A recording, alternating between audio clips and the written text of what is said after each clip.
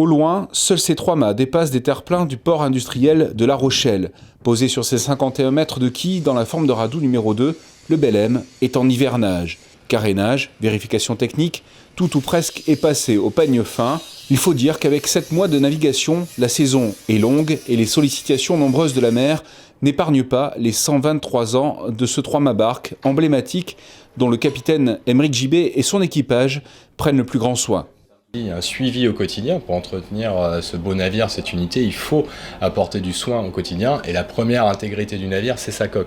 Et la coque du Belem, des coques comme ça, on n'en construit pas. Rien que par exemple, comme on est posé dans le bassin, il faut savoir qu'il y a des accords qui tiennent sur le côté du navire pour pas qu'il tombe. Parce que le Belem n'est pas un gros cargo à fond plat que vous pouvez poser sur des cales et qui tient tout seul.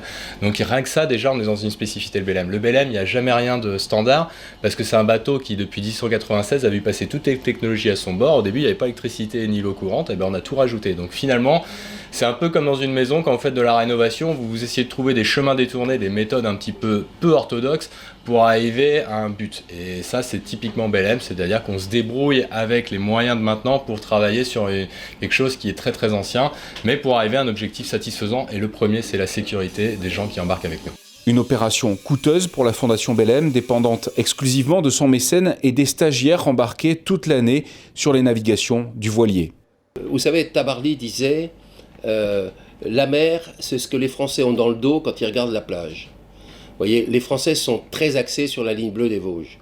Et nous, on est là pour montrer aux Français que l'important en France et dans le monde, c'est la mer. C'est de la mer que va venir tout notre futur.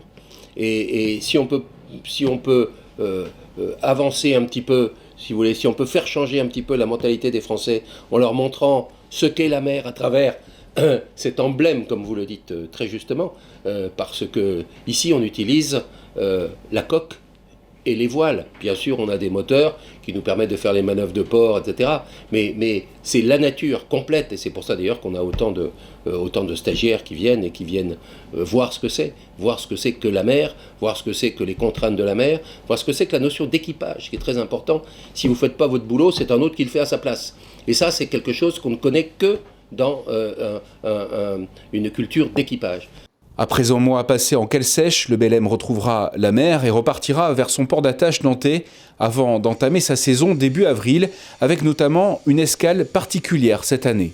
Nous avons le projet d'organiser le retour du Belem à Arcachon 100 ans après. On a une photo du Belem, une preuve qu'il était à Arcachon en 1920, on est en 2020, donc 100 ans après on va fêter ce centenaire.